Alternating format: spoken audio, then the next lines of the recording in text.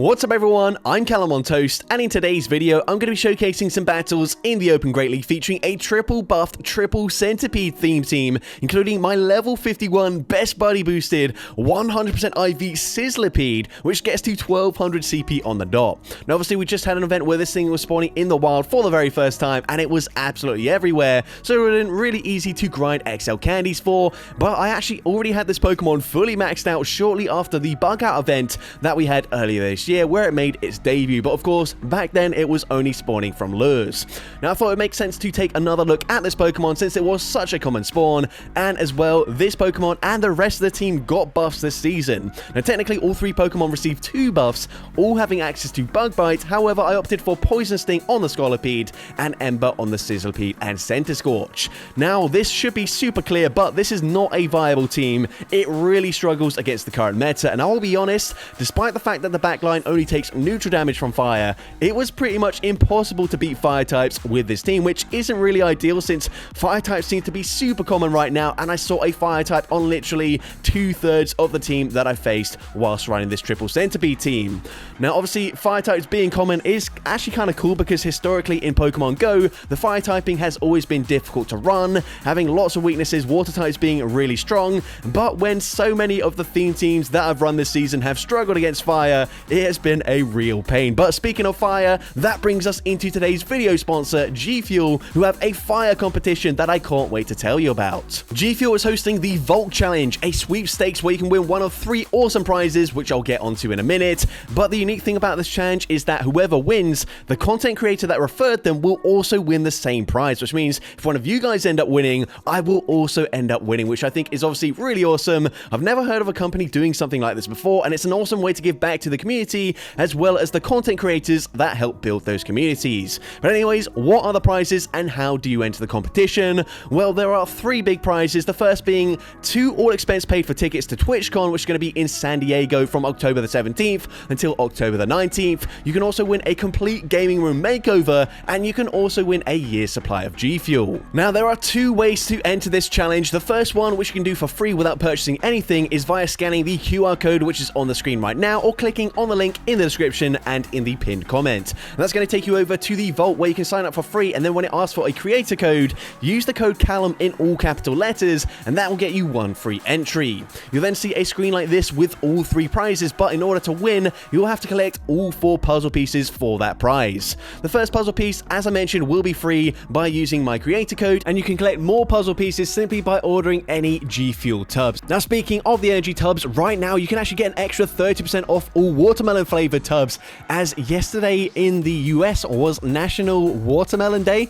Yep, that's apparently a thing, which is quite funny to me. I don't really know why there would need to be a watermelon day, but anyways, it was yesterday, Sunday, August the 3rd, and so you can get 30% off those energy tubs, and I would definitely recommend taking advantage of this deal. I don't know how long it will last for, and these are some of my favorite flavors. So of course, if you are looking to try out the Vault Challenge, look to get some puzzle pieces, try some of these watermelon flavored tubs, as they will be cheaper than usual. Each product comes with its own unique QR code, which you can then scan to earn another puzzle piece, and when purchasing anything from the G Fuel store, you can use the creator code Callum once again to get 20% off your order. I'm really excited for this challenge. Let me know what you guys think about this in the comment section, but with that being said, let's get into the question of the day. What do you think is the worst dual typing that currently exists in Pokemon Go? Let me know in the comment section down below, and with that being said, let's get into the battles now. So go into the first battle, leading Shadow Sizzlipede into Talonflame. So this pretty much just represents like over 50% of the battles that I did with this team. We swap into Centiscorch, and we are completely walled by a Azumarill. Literally everything we can throw is going to be resisted here. The best thing I can do is fire off these lunges and maybe reach a 3rd lunge before they fully bubble farm me down here. But the opponent gonna no-shield these. We are going to get them into the yellow health range, but we just barely miss out on a 3rd lunge. Now I can tank these moves fairly comfortably. However, of course, they've got a loaded Talonflame in the back, so I don't want to get too low here. Otherwise, they probably just come in, Incinerate, farm me down, have 100 energy for my Sizzlipede, and it's game over. But honestly, there's just nothing I can do here. Anyways, we do swap out, we catch the Flame Charge, but Flame Charge actually puts Sizzlipede into perfect farm down range, and so I'm just going to concede the match there. Honestly, nothing I could do but GG's to that trainer into next battle, and a slightly more manageable lead, but still not ideal for me, and definitely not ideal as the opponent comes in with a rollout Blastoise, hitting for double super effective. Of course, Rock super effective up against both the Rock and the Bug typing. I'm actually going to shield here just because I recognize I can grab a shield back from the opponent, and potentially, if they try to commit to a farm down, maybe we do reach another lunge this time around, but the opponent is actually just going to throw straight away, so that's probably better for me. I honestly don't know, even with a double debuff, if I could have reached another move there, but now we come in with that Sizzlipede. I'm going to no-shield this. They are double debuffed. Hydro Cannon still does quite a lot of damage, but now I can commit to a full Poison Sting farm down. Now, energy is going to be resisted by that Corsola, but they actually come in with a Shadow Pidgeot. I'm going straight for Sludge Bomb here. Sludge Bomb gonna be no-shielded, and I barely hang on, which means I can bank an X-Scissor, get the snipe with my Sizzlipede. The opponent must not have been running Air Cutter as a charge move, not reaching a move there before we farm them down. They fire off the Nightshade, and at this point, my win condition is pretty clear. The opponent needs to try and commit to a full Astonish farm down, and they do, and not only that, Sizzlipede getting damage registration error. Crunch grabs the final shield. We drop the defense, and remember, we banked that X-Scissor. So X-Scissor is resisted, but it gets the KO up against the Corsola, and somehow, despite the opponent having 3 counters to this team, we come out with the victory. So GG's to that trainer there into next battle. Gonna see Credilli in the lead, so I expect the opponent to just throw immediately here. Of course, they're gonna do that. They have Rock Tomb. They want to debuff my attack as soon as possible, and of course, they're also gonna shield that first charge move. The opponent fires off the Rock Tomb there before swapping into Talonflame, and this is not ideal for me.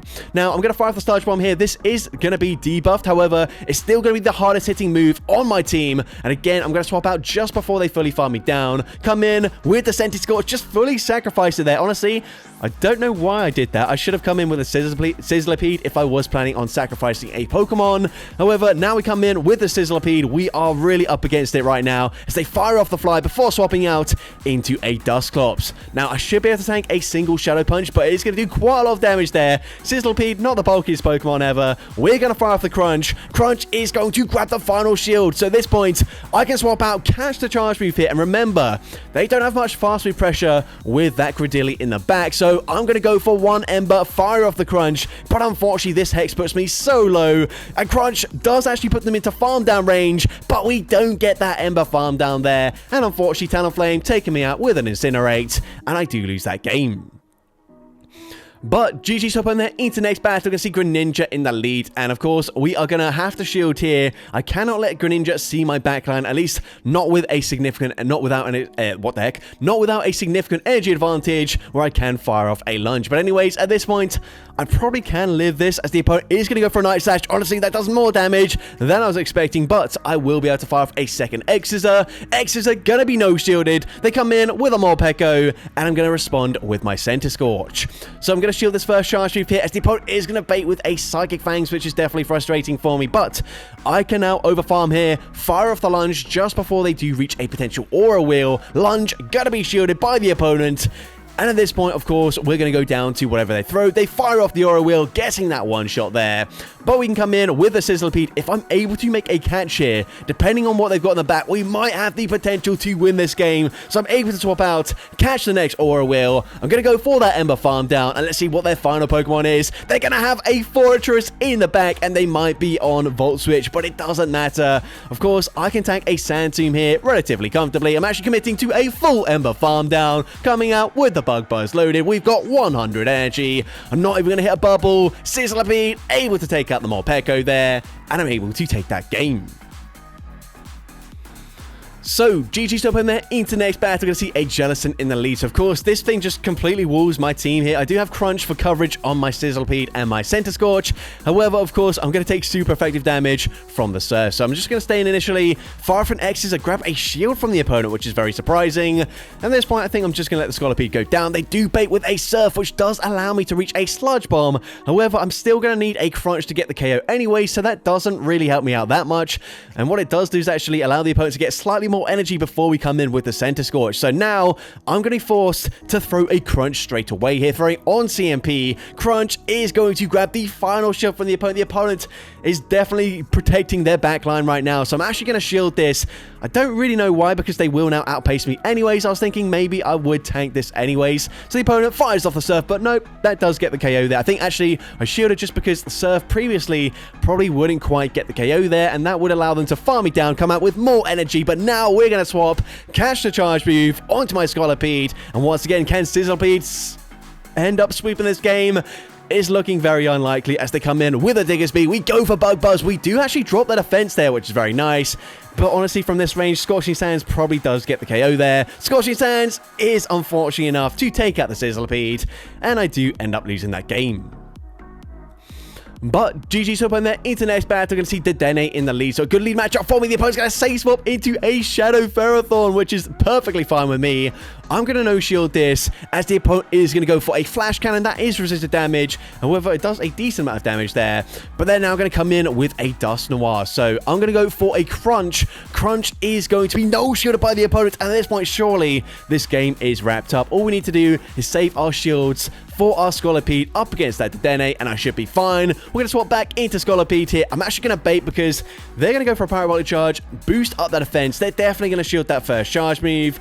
But at this point, of course, I'm also going to have to match shields. So the opponent fires off the Parabolic Charge there. I'm now going to overfarm, fire off a Sludge Bomb this time around. I did bait the previous time, but the opponent is going to double shield anyway. So at this point, honestly, they might just barely outpace me to the next charge move here. So I'm going to shield this. I'm then going to count and swap into my Sizzlipede, force the opponent to throw again. But Sizzlipede should actually live a Parabolic Charge. Unfortunately for me, though, Crunch is going to be resisted. They are triple boosted in their defense, so it does not get the KO, but it doesn't matter. They actually swap out, clear that defense boost. We can Ember, farm them down with that Sizzlipede, and I'm able to take that game. So, GG's up on there into next battle. We're going to see Altaria in the lead, so definitely not ideal, but I do want to see it here because I've at least got neutral damage with the fast moves and stab charge moves as well in Sludge Bomb to hit for decent damage, but the opponent actually going to shield that up there, which is not ideal for me. Of course, I'm going to have to shield as well. I want to get a second Sludge Bomb, and then I will be swapping out of this matchup here. Otherwise, they will just fully farm me down. Sludge Bomb going to be double shielded by the Altaria. Come on, guys, just let these bugs do something as well. They just barely outpaced me by a single turn to the Sky Attack. This time, I am just going to fully sacrifice the Sizzlipede, hoping Center Scorch can somehow sweep this game. So we're going to come in with that Center Scorch. I'm now going to overfarm here, fire off the Crunch. I need this to KO. Crunch doesn't get the KO there, and as a result, they can reach another Sky Attack. Of course, I have to shield this, and let's see, they're going to come in with a Credilli, but they are on Acid, so Acid going to be neutral. Bullet Seed would at least be double resisted. We go for the lunge. I'm now going to swap out, catch the charge move here,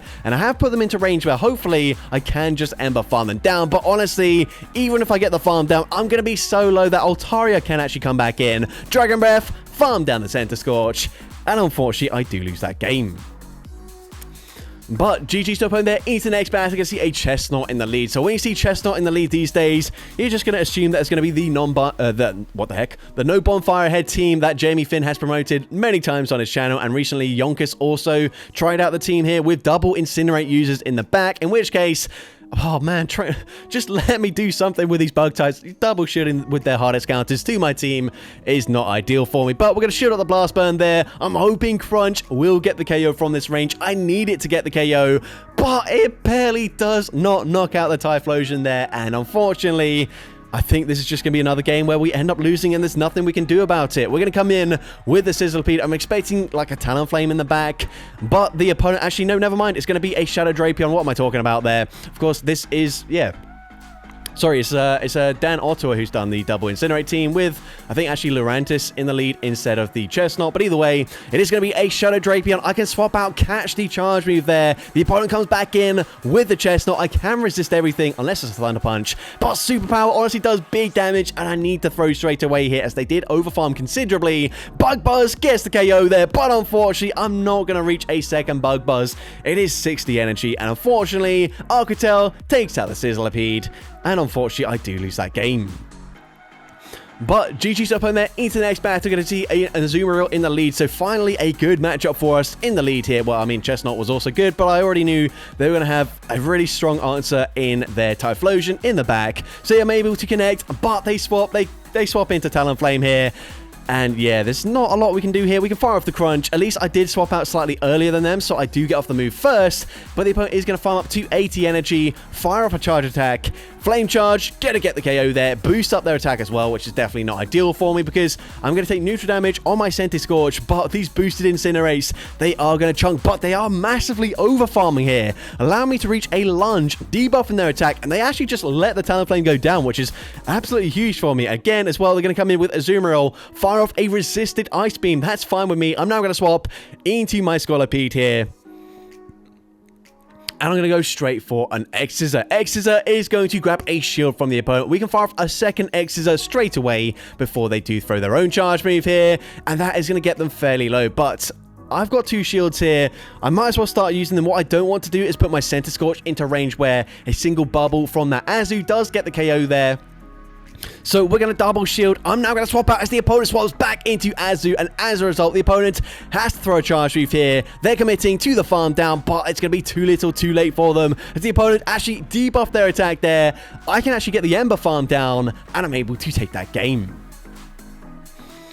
So GG's up on there. Into the next battle, I'm going to see Golisopod in the lead. So we are going to stay in this matchup initially. If I bait with an X-Scissor, I can probably win the one shield scenario with a Sludge Bomb connecting. So that's what I'm going to go for here. I'm going to massively overfarm, fire off that X-Scissor. X-Scissor is going to be shielded, and now I can full send a Sludge Bomb. Once again, throwing on the CMP tie here. Sludge Bomb is going to connect. It gets the KO there, but let's see what they've got in the back.